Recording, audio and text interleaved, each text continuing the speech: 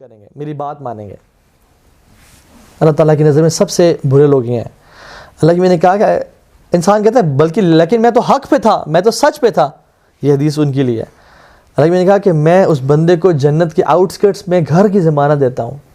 جو شخص آرگیوئنگ کرنا چھوڑ دے, بحث مباحثہ کرنا چھوڑ دے, چاہے وہ حق پہ کیوں نہ ہے.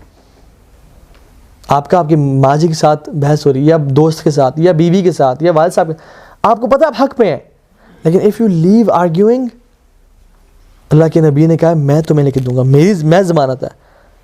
ان کا وعدہ ہے کہ تمہیں میں جنت کے آؤٹ اسکرٹس میں گھر لے کے دوں گا.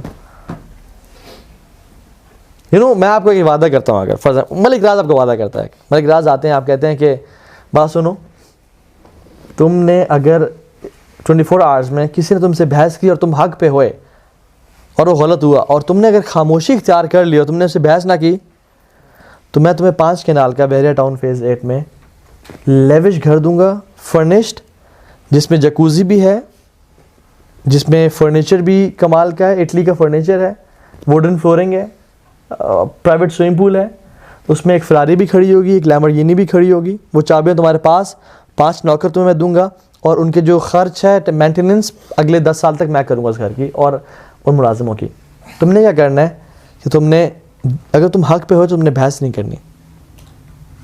اور آپ امیجن کریں, آپ جاتے ہیں, کوئی آپ سے بحث کرتا ہے, آپ کہتے ہیں یہ جوتا لو میرے سر پہ 5 دفعہ مارو, میں نے آج نہیں بولنا, میں خاموش ہوں آج.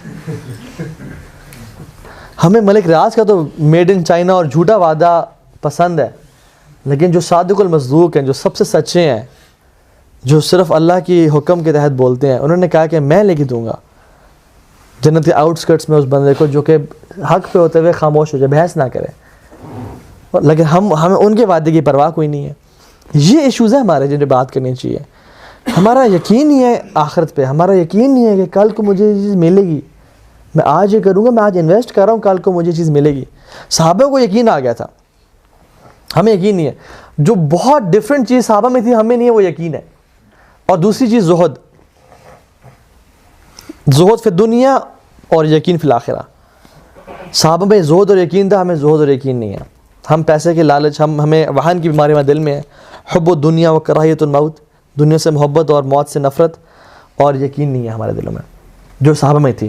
اور علماء کہتے ہیں اور سلف کا کہتے ہیں کہ جس چیز نے امت کے پہلے حصے کو ریکٹیفائی کیا, وہی چیز امت کے آخری حصے کو ریکٹیفائی کرے گی.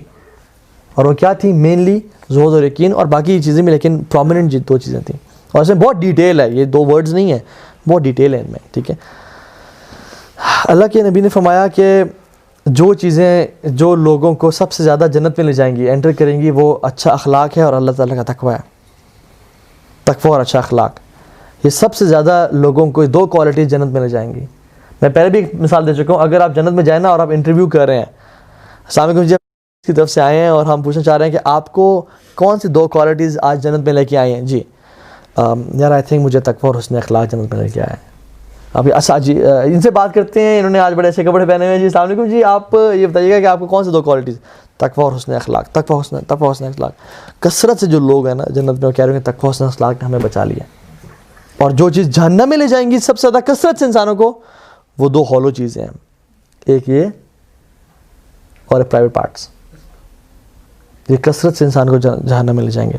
اور یہ جو ہے نا, یہ بہت ڈینجرس چیز ہے. حالانکہ ہے دیکھنے بڑی چھوٹی سی اور سافٹ سی ہے, لیکن یہ تلوار اور خنجروں سے بھی زیادہ زخم کرتی ہے.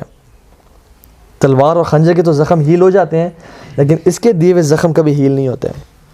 اس کی ہوئی بات کبھی واپس نہیں آتی.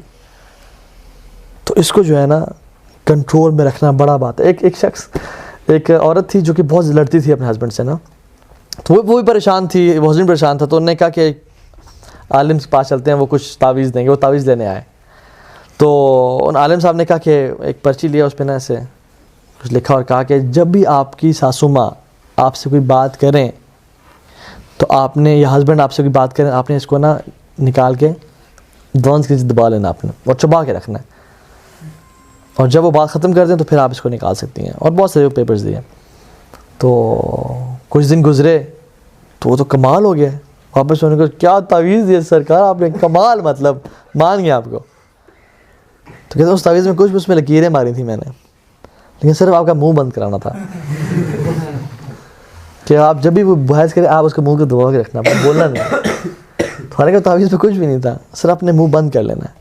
اور ہم ابھی سولوشن آج تھوڑا سا لیٹ بھی ہو گئے ٹائم کا, مجھے چونکہ پتہ نہیں چل رہا ہم کب اسٹارٹ کیا, تو انشاءاللہ اللہ کے نبی فرمایا صلی اللہ علیہ وسلم, shall I not tell you who will be forbidden from the fire of Jahannam. ٹھیک ہے, اللہ نے کہا کہ جو شخص always accessible ہے, جینٹل ہے اور ایزی گوئنگ ہے. ایزی گوئنگ کا اردو میں ترجمہ کیا ہے, میں نے بتایا تھا ابھی, چلو کوئی گل نہیں. ایزی گوئنگ, اس نے کسی نے کر دیا, کوئی ہو گیا, کچھ ہو گیا, انشاءاللہ کوئی گل نہیں. ٹھیک ہے, اور جو ایکسیسیبل ہے, جینٹل ہے اور ایزی گوئنگ ہے, یہ اس پہ کیا ہے, جہنم کی آگ کو اللہ تعالیٰ نے حرام کر دیا. ٹھیک ہے, خیر ایکٹیویٹی ٹائم تھا, ٹائم نہیں ہمارے پاس. انشاءاللہ یہ ایک آپ کو میں اسائنمنٹ دیتا ہوں, نیکسٹ ٹائم پوچھوں گا بھی سے. ٹھیک ہے, کہ آپ نے کسی ایک شخص کو جس سے آپ کی ناراضگی ہے, جس سے آپ کا پھڈا ہے, جس سے آپ بات نہیں کر رہے, اس سے آپ نے پیچ اپ کرنا ہے اور خود انشاءاللہ کرنا ہے, خود سٹارٹ کرنا ہے انشاءاللہ. ٹھیک ہے انشاءاللہ.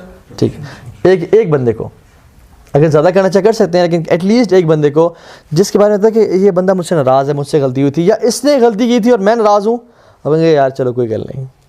ٹھیک ہے, اوکے مس انڈرسٹینڈنگ ہوئی تھی, انشاءاللہ میں نے let's patch up, let's meet up again.